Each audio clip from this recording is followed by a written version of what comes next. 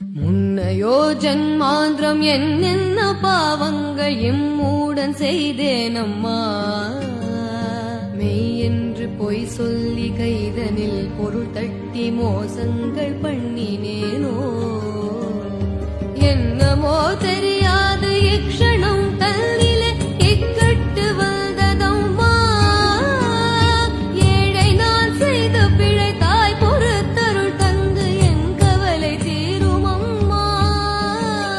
சின்னங்களாகாது ஜெயமில்லையோ தாயே சிறு நாணமாகுதம்மா. சிந்தனைகள் என் மீது வைத்து நல்பாகியமருள் சிவசக்தி காமாட்சி நீ.